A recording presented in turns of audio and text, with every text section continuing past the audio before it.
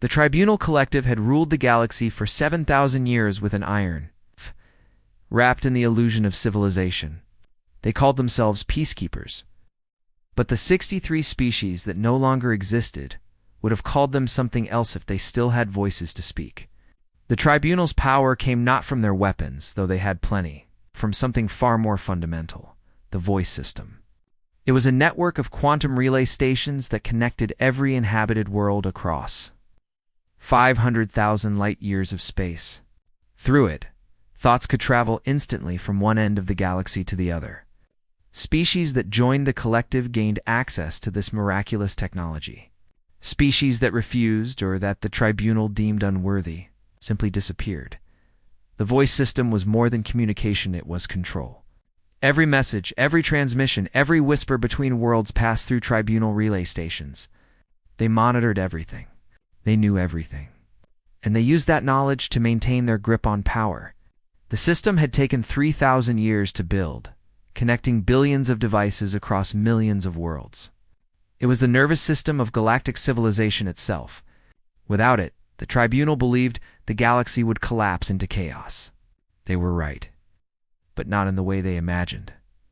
Humanity's first contact with the Tribunal came on a cold morning in March 2247. Earth had just developed faster-than-light travel. A clumsy, inefficient thing compared to what other species used, but it worked. The first human ship to leave the solar system, the Endeavour, encountered a Tribunal patrol near Alpha Centauri. Captain Lisa Rodriguez opened communication channels, her heart pounding with the excitement of making first contact. "This is the Earth's vessel Endeavour," she said. "We come in peace, seeking friendship and knowledge." The response came 3 minutes later. It was laughter. Not cruel laughter, but the kind of laughter adults give to children who say something accidentally amusing. "Earth," the alien voice said, "return to your world. You are not ready for the galaxy. When you develop proper communication technology, perhaps we will reconsider." Captain Rodriguez was confused. "We are communicating right now," she said. "We're using electromagnetic signals, radio waves." "Precisely," the alien interrupted. "Radio waves. How quaint. How primitive. Do you still use smoke signals as well?" More laughter echoed through the channel. "Go home, little species. Play with your radio toys. The galaxy has no need for creatures who shout into the void like children." The communication cut off. The Endeavour returned to Earth with a recording of humanity's first contact with alien life. The world listened to that laughter, heard that dismissal, and something cold settled into the human consciousness. Pride, perhaps, or determination, or something darker. Earth's government, now unified under the Terran Assembly, decided to try diplomacy. They sent Ambassador Dr. Sarah Chen, a linguist and diplomat who had spent her life preparing for this moment. She traveled to the Tribunal's nearest outpost, a massive space station called the Harmony Nexus, orbiting a dead star. The station was beautiful, built from materials that shimmered like oil on water, constantly shifting colors. Thousands of different species moved through its corridors. Dr. Chen felt like a child visiting a city for the first time. Overwhelmed by the size and strangeness of everything, she was granted an audience with Tribunal Commander Velthor, a towering creature with 6 arms and skin that looked like polished obsidian. His species, the Krell, had been founding members of the Tribunal. They prided themselves on their wisdom, their patience, their superiority. Velthar received Dr. Chen in a chamber that overlooked the swirling remains of the dead star outside. "You have come to petition for membership," Velthar said. It was not a question. His voice resonated directly in her mind. He was using the voice system. "We have come to establish diplomatic relations," Dr. Chen replied carefully.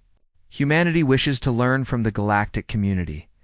We wish to contribute what we can and grow alongside other species." Velthor made a sound like stones grinding together. Krell laughter. "Contribute. What could your species possibly contribute? You communicate with radio waves." "Radio waves. Do you understand how backward that is? It's like trying to navigate the ocean with a wooden raft while everyone else uses quantum drives." Dr. Chen kept her composure. Every species starts somewhere, Commander. We are young, yes, but we are eager to learn. Eager to learn, Velthor repeated, his tone mocking. Tell me, Dr. Chen, do you know how many species have come before you, making the same plea? Hundreds? Thousands? And do you know what they all had in common? He leaned forward, his 6 arms folding in a gesture that Dr. Chen's cultural database identified as condescension. They all believed they were special. They all believed their primitive ways had value. They were all wrong. Dr. Chen felt her patience wearing thin, but she maintained her diplomatic mask. Commander, we are not asking to be considered special. We are simply asking for the opportunity to deny Velthor. Cut her off. The tribunal has reviewed humanity's technological profile. Your communications infrastructure is based on electromagnetic radiation. This is unacceptable. It pollutes the cosmic background with noise. It interferes with more sophisticated systems. You are, quite literally, noise pollution in our carefully ordered galaxy. He stood, signaling the end of the meeting. The tribunal's decree is this. Humanity will cease all electromagnetic transmissions beyond your solar system immediately. You will confine your radio chatter to your own tiny corner of space. If you do not comply, we will be forced to correct the situation. Toon's blood ran cold. Correct the situation? What does that mean? Velthor sizzle, 6 of them fixed on her with something that might have been pity. It means we will silence you, permanently, as we have silenced 63 other species who refuse to understand their place in the cosmic order. The chamber fell silent. Dr. Chen understood then that this was not a negotiation. It was a sentencing. You've destroyed 63 civilizations? She whispered. Destroyed is such a harsh word, Velthor said casually. We prefer corrected. They were causing problems. They refused to adapt. They insisted on clinging to their primitive ways. The galaxy is better off without their noise. Dr. Chen returned to Earth with the recording of her conversation. The Terran Assembly listened in silence. When it was over, President Marcus Okafor spoke first. They've killed 63 species for refusing to give up their communication systems. Not just killed, Dr. Chen corrected quietly. Erased. I accessed public tribunal records. Those 63 species are listed as corrected anomalies. No monuments, no history, nothing. It's as if they never existed. The assembly chamber erupted in angry voices. Some called for war. Others urged caution. A few suggested compliance, perhaps humanity should simply stop transmitting and hope the tribunal would leave them alone. General James Kowalski, head of Terran Defense, stood up. He was an old man, his hair white, his face lined with decades of military service. They want us to be silent, he said. His voice cut through the chaos. They want us to stop transmitting, to give up the technology that defines us, to accept our place as inferiors in their perfect order. He paused, letting his words sink in. I say we give them silence, but not the kind they're expecting. President Okafor frowned. What do you mean? Kowalski's eyes were hard. I mean, we go dark. Completely dark. No transmissions beyond the solar system. Not even a whisper. Let them think we've complied. Let them think we've accepted our place. And then, Dr. Chen asked. Kowalski smiled, but there was no warmth in it. And then we make them regret ever telling humanity to be quiet. What the tribunal didn't know was that humanity had been studying their voice system since the first encounter. Every transmission the tribunal sent was analyzed, every quantum signature measured, every relay station tracked. Human scientists discovered something remarkable. The voice system was elegant, sophisticated, and incredibly fragile. It relied on quantum entanglement across vast distances. The relay stations maintained coherent quantum states across the entire network. If enough of those states collapsed simultaneously, the entire system would experience a cascade failure. It would be like pulling out the keystone of an arch. Everything would come crashing down. Project Silence began in secret. Hidden shipyards were built in the asteroid belt on the moons of Jupiter, the frozen wastes beyond Pluto. Humanity's best scientists worked on a single goal, weaponizing the voice system itself. They weren't building ships to fight the Tribunal's military. They were building a device that would destroy the very thing that gave the Tribunal its power. The work took 80 years. 3 generations of scientists and engineers dedicated their lives to the project. During those 80 years, Earth stayed silent. No transmissions beyond the solar system. No ships venturing into Tribunal space.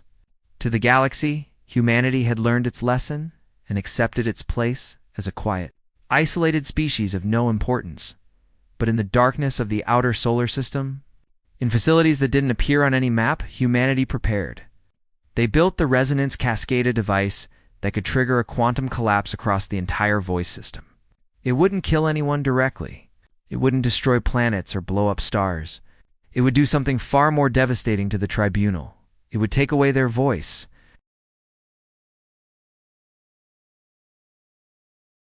And in the silence that followed, they would finally understand what it felt like to be powerless, isolated, and forgotten. General Kowalski, now elderly and confined to a wheelchair, watched the final tests from a facility buried beneath the Mariana Trench. "We're ready," the head scientist reported. "The cascade is operational. When you give the word, we can shut down the voice system across the entire galaxy." Kowalski nodded slowly. "Good. Now we wait." "Wait for what, sir?" "For them to give us a reason," Kowalski said quietly. "We built this weapon in self-defense, but I'll be damned if we use it first. We're not monsters. We're not like them. If they leave us alone, the cascade stays dormant forever. But if they come for us the way they came for those 63 species..." He didn't finish the sentence. He didn't need to. The Tribunal, meanwhile, had largely forgotten about humanity. The little species that used radio waves had gone quiet decades ago, accepting their place in the cosmic order. They were no longer a concern. So when Tribunal Commander Velthor received orders to investigate a potential violation in the Sol system, he was annoyed more than anything else. "What violation?" he demanded. Long-range sensors detected a brief electromagnetic pulse from Earth's moon, his aide explained. It lasted 0.3 seconds and then ceased. "It may have been a mistake, but protocol requires investigation," Alder sighed. He was old now, had been old when he met Dr. Chen 80 years ago. He had overseen the correction of 3 species during his long career. The humans would be his 4th and final achievement before retirement. He assembled a fleet knot, a large one. As humanity posed no real threat, just 25,000 warships, enough to demonstrate Tribunal power without seeming excessive. As his fleet entered hyperspace, headed for Earth, Velthar felt a twinge of something that might have been regret. He remembered the human ambassador, her dignity in the face of his dismissal, the quiet way she had absorbed his threats. "They seem like good people," he muttered to himself. His aide overheard, "Sir." "The humans," Velthor said. "They seemed ... capable. In a different galaxy, under different circumstances, they might have made good allies. But they refused to adapt," the aide said. "They clung to primitive technology," as Velthar agreed. "They did. And now, they'll pay the price for their stubbornness." The fleet traveled for 3 weeks through hyperspace. When they emerged at the edge of Earth's solar system, Velthor looked at the blue planet on his displays and thought about the 63 species that had come before. "Such a shame," he whispered. "Such a waste." He opened a communication channel, preparing to give humanity one final chance to surrender before the correction began. What he didn't know was that in a facility beneath Earth's deepest ocean, alarms were blaring. General Kowalski's great-grandson, Admiral James Kowalski IV, stood in the same command center his ancestor had built. "They're here," the tactical officer announced. 25,000 ships. Standard Tribunal correction fleet. Admiral Kowalski looked at the resonance cascade controls. His hand trembled slightly. "They gave us 80 years of peace," he said quietly. "We used it well. We built families, created art, lived our lives, and we prepared for this day, hoping it would never come." He turned to his crew. "They want to erase us like they erased 63 species before us. They want to delete humanity from history because we refuse to give up who we are. They came here to silence us." His voice grew harder. "Let's show them what human silence really sounds like." In orbit above Earth, Commander Velthor's communication channel opened. He prepared to speak, to deliver the standard ultimatum, to give the humans one last chance. But before he could say a word, every single system on his ship went dead. Not offline. The voice system that had connected his ship to the fleet, to the tribunal, to the galaxy itself, simply ceased to exist. In the silence that followed, Velthar experienced something he had never felt in his 300 years of life: absolute, terrifying isolation. He tried to speak to his crew using the voice system. Nothing happened. He tried to contact his other ships. Nothing. He opened his mouth to give verbal orders. Something his species hadn't done in millennia, and realized he had forgotten how. Around him, his crew panicked. They had been connected to the voice system their entire lives. It was how they thought, how they communicated, how they understood reality itself. Without it, they were lost, confused, terrified. And across the galaxy, in 500,000 light-years of space, the same scene played out on billions of worlds. The voice system, the foundation of galactic civilization for 7,000 years, collapsed in an instant. The galaxy went silent. And in that silence, humanity finally spoke. Commander Velthor's flagship, the Eternal Wisdom, drifted in the void like a corpse. Emergency lights flickered on, powered by backup systems that didn't rely on the voice. In the eerie red glow, Velthera watched his crew descend into madness. The Krell had evolved alongside the voice system. For 6,000 years, his species had communicated through quantum thought sharing. They had no spoken language anymore. Why would they need one when minds could touch directly?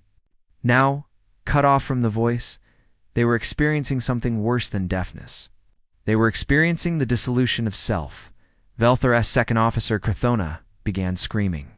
Not with his mouth, the Krell had mouths, but they were vestigial, used only for eating, but with his body.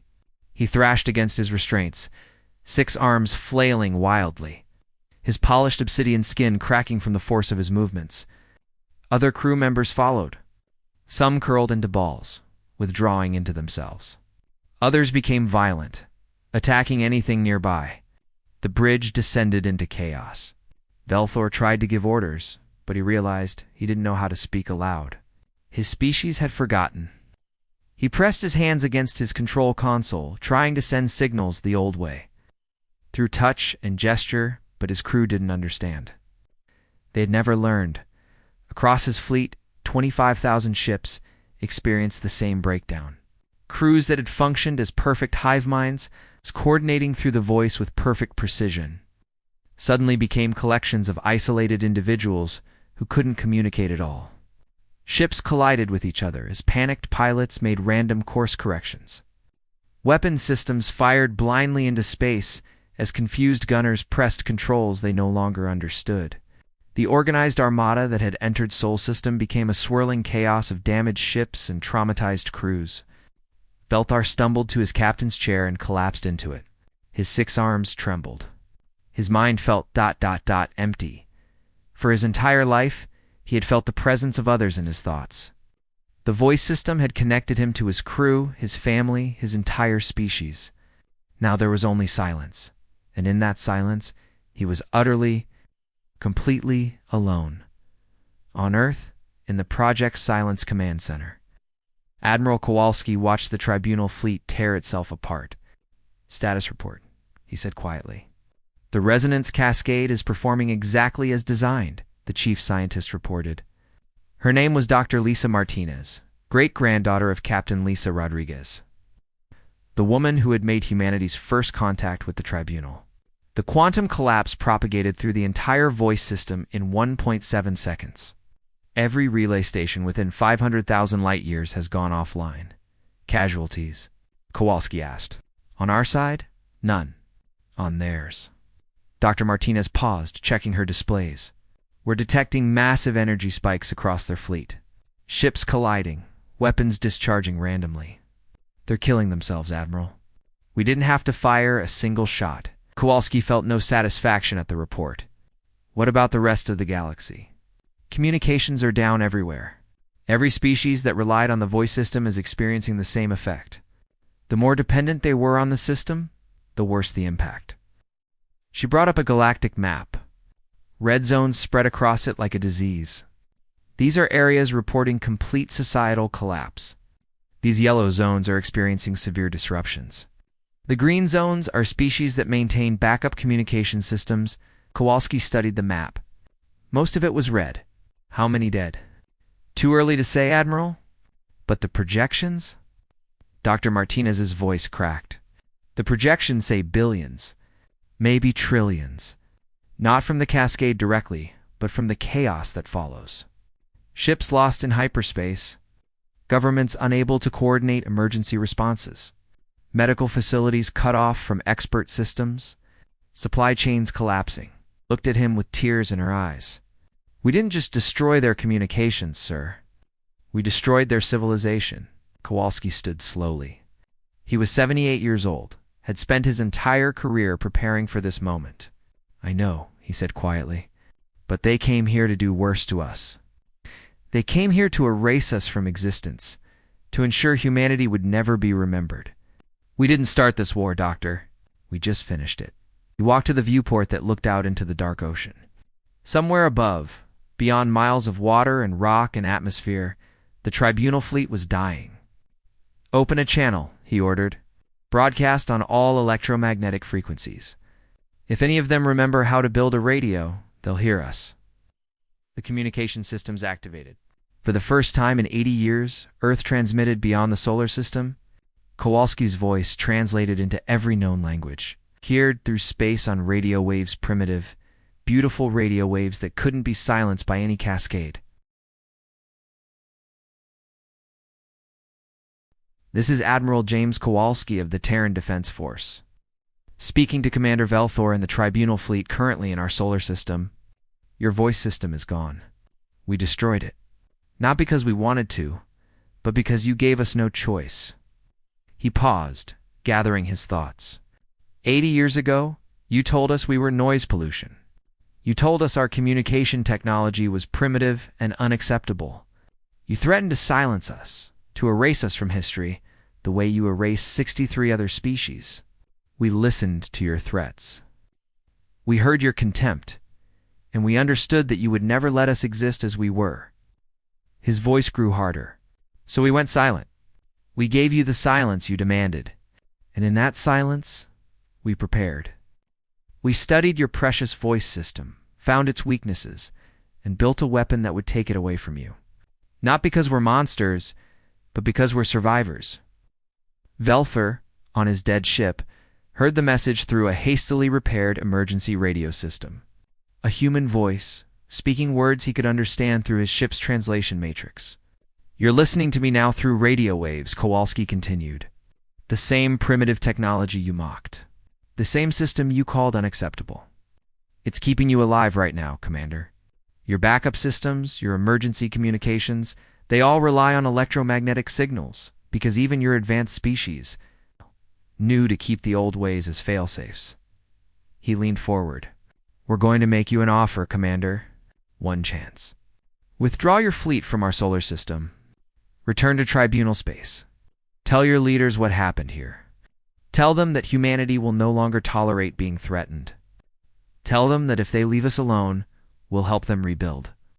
But if they come for us again, the silence that followed was heavy with meaning. If they come for us again, we'll finish what we started today. We'll make sure the voice system stays dead forever. The choice is yours.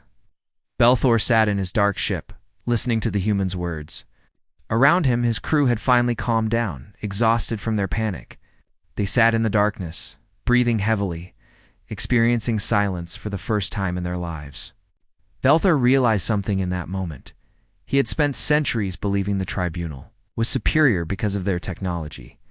He had dismissed species that used primitive communication as inferior, unworthy. Now, stripped of his voice system, he understood the truth. Technology didn't make a species superior. Resilience did. Adaptation did. Humanity had survived without the voice system because they had never needed it. The Krell, the Tribunal, all the advanced species of the galaxy, they had made themselves dependent on it.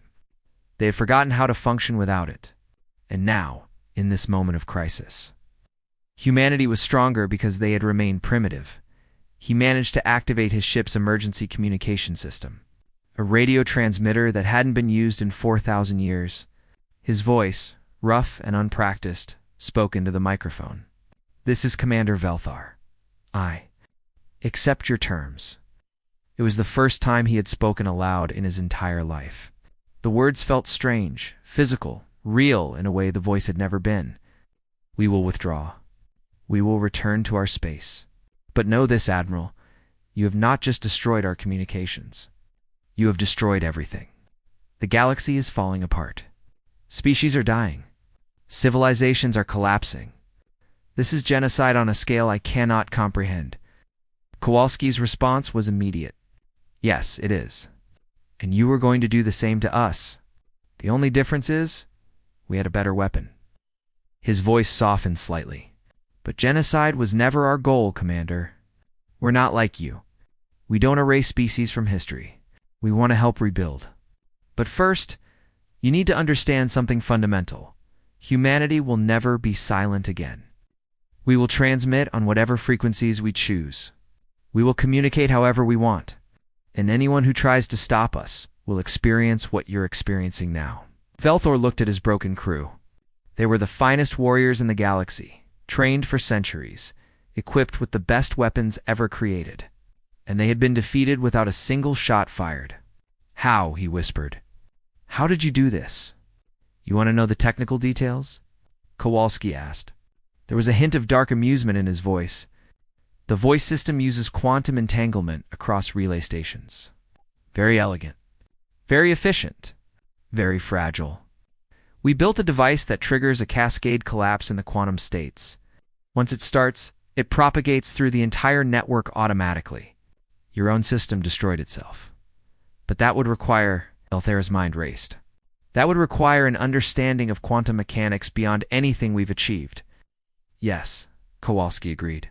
"It turns out that primitive species who use radio waves also understand physics pretty well. We might not have had your fancy instant communication, but we had to understand the universe the hard way. And that understanding gave us the tools to defeat you." Velthar felt something he had never experienced before. Respect for a species he had dismissed as inferior. "You've planned this for 80 years, he said slowly.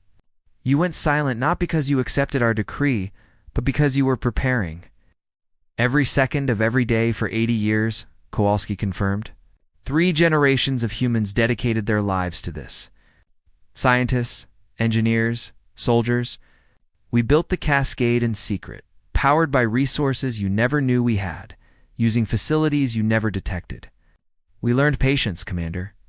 We learned to wait for the right moment. And now," Velthar asked, "now you have what you wanted.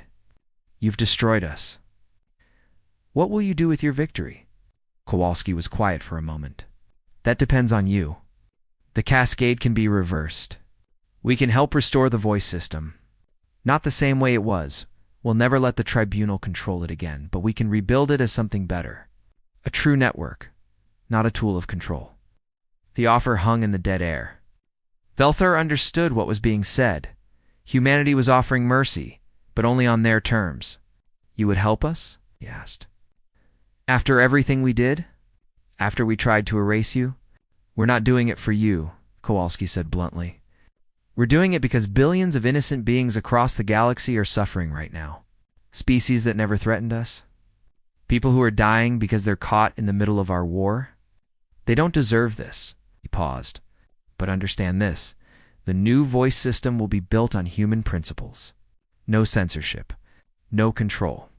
No species gets to decide who can communicate and who can't. Everyone gets a voice, or no one does." Velthar made a sound that might have been laughter or sobbing. It was hard to tell with spoken words. "You're offering to save the galaxy. By making it follow your rules," No, Kowalski corrected. "We're offering to save the galaxy by making sure no one can enforce rules like the tribunal did. Freedom, Commander. That's what we're offering. The freedom for every species to communicate however they want, without fear of being silenced." Velthor looked at his crew again. They were watching him now, waiting for leadership, for guidance, for someone to tell them what to do. For the first time in his life, he would have to lead without the voice system connecting him to them. He would have to use words, gestures, physical presence, the primitive methods he had always scorned. "We accept," he said finally. "Withdraw your fleet. We'll send technical teams to help with reconstruction." "But Commander?" "Yes, Admiral. This isn't over. The tribunal will respond. Other species will want revenge. You've made powerful enemies today." Kowalski's response was calm. "We've been facing enemies since we crawled out of the caves, Commander. We're used to it. The question is, what will you do? Will you remain our enemy, or will you help us build something better?" Velthar didn't answer immediately. He looked out at the chaos of his fleet, at the galaxy beyond that was falling into darkness. Everything he had believed, everything his civilization was built on, had been destroyed in an instant. But perhaps that wasn't entirely a bad thing. The collapse of the voice. Systems sent ripples through the galaxy that would be felt for generations. Within the first hour, 10,000 star systems lost all communication with their neighbors. Within the first day, governments began to fall. Within the first week, 1,000 wars erupted as species lost the ability to coordinate with their colonies, their allies, their own military forces. The carefully maintained peace of 7,000 years shattered like glass. On the tribunal capital world of Krell Prime, the High Council chamber descended into panic. For the first time in recorded history, the council members couldn't share thoughts directly. They had to resort to speaking aloud, something their species hadn't done since before they joined the tribunal. The result was chaos. Ancient Krell, who had never learned to speak, couldn't participate. Younger Krell, educated in a world where the voice was everything, struggled to form coherent sentences. Arguments that would have been resolved in seconds through thought-sharing took hours of shouting and confusion. High Counselor Vexener, the oldest living Krell at 847 years, finally managed to activate an ancient speaking device that amplified his weak voice. "Order," he shouted, the word feeling strange on his tongue. "We must have order." The chamber slowly quieted. Counselors turned to face him, their multiple arms gesturing in ways that approximated the meaning they could no longer share through thought. "The voice system is gone," Vexener continued, speaking slowly and carefully.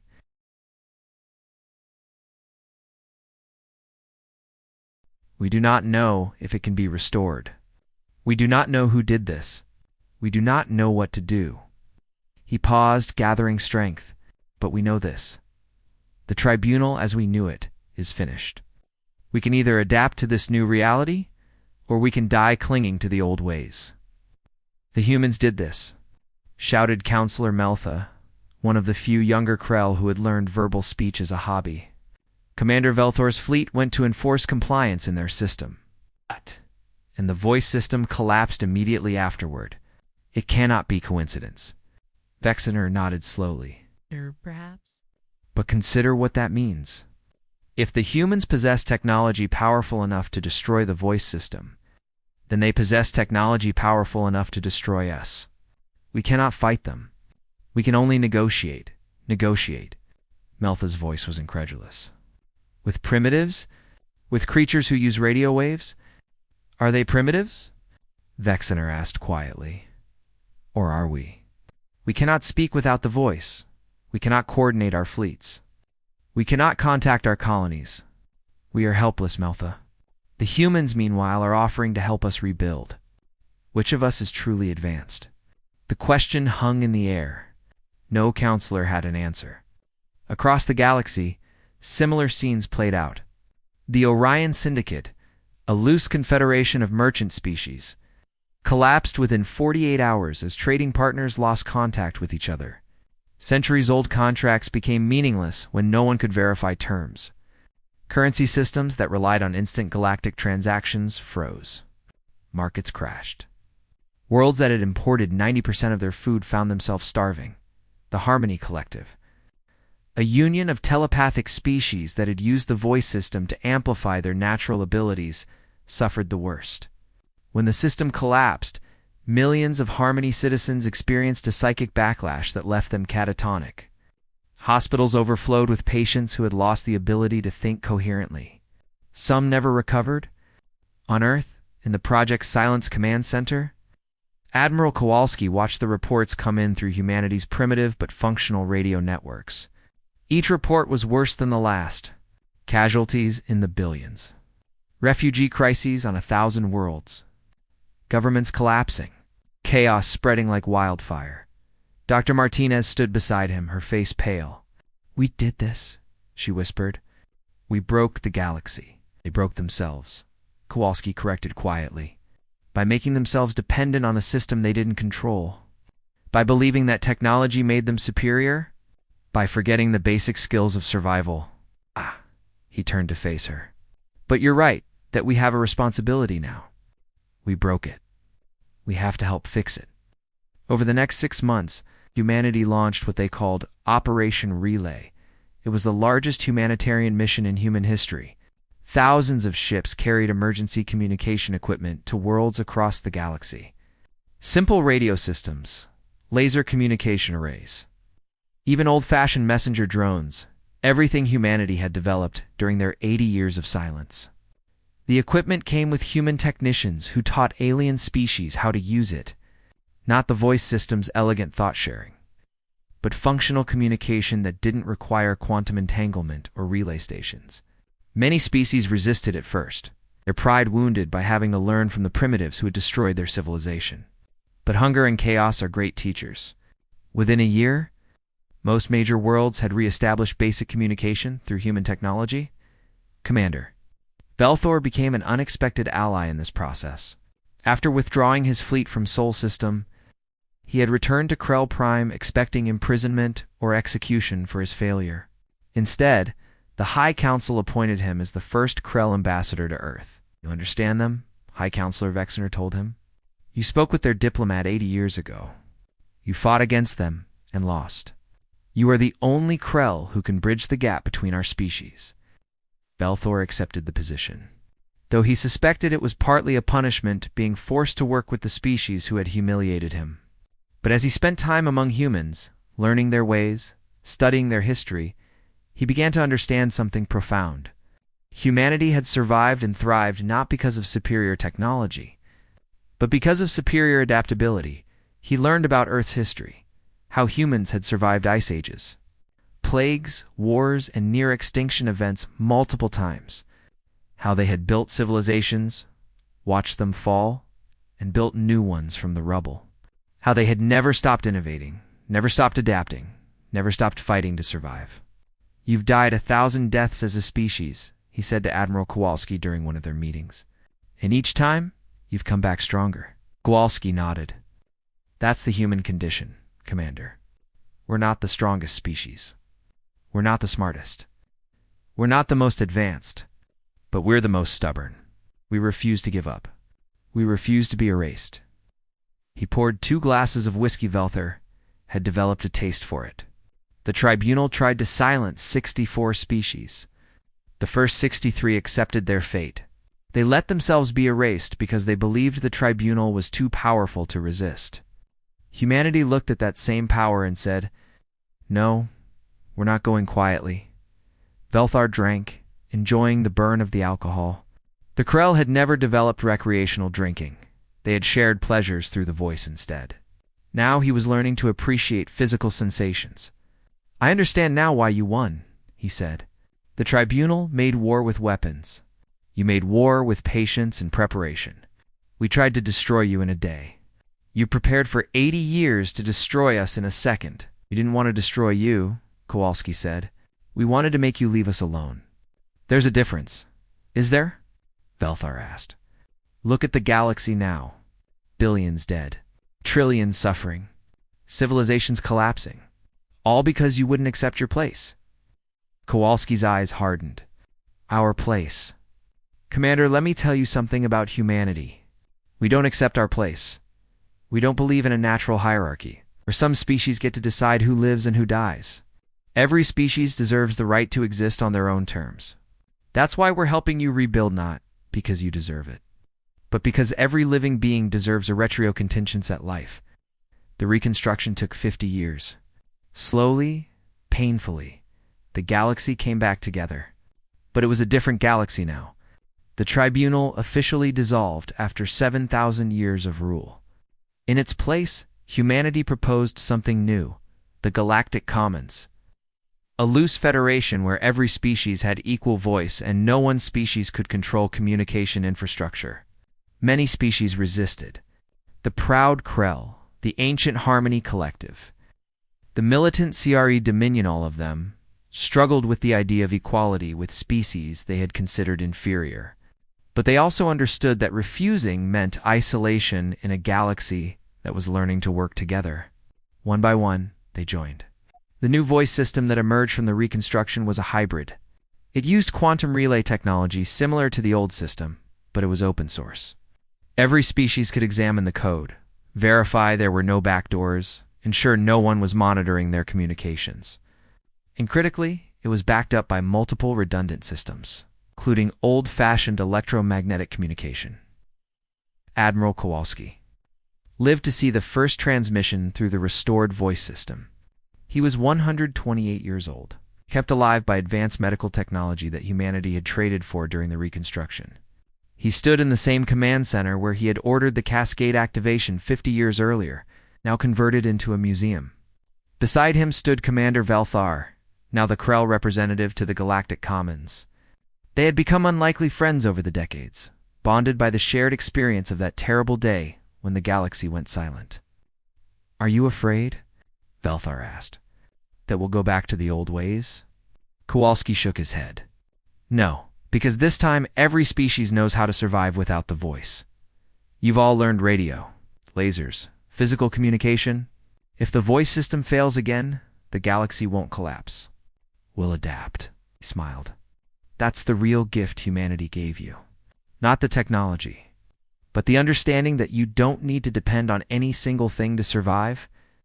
The first test transmission was simple. A message of greetings sent from Earth to Krell Prime through the new voice system. It arrived instantly, perfectly, just as the old system had worked.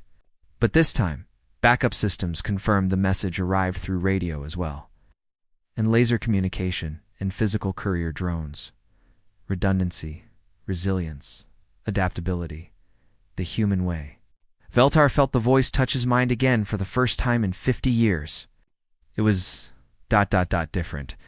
Not the all-consuming connection of the old system, but a gentle presence. He could choose to engage with it or ignore it. He could feel others nearby, but they couldn't read his thoughts unless he opened his mind to them. Privacy, choice, freedom. "It's better this way," he said aloud, still preferring physical speech after half a century of practice. "Isn't it?" Kowalski nodded. "It's not perfect. But perfect systems are brittle. They break when stressed. Imperfect systems that are flexible and redundant, those survive." He turned to face the Krell. "You asked me once if we destroyed your civilization? The answer is yes, we did. But civilizations are like species, they evolve or they die. The old tribunal was going to die eventually. We just accelerated the process.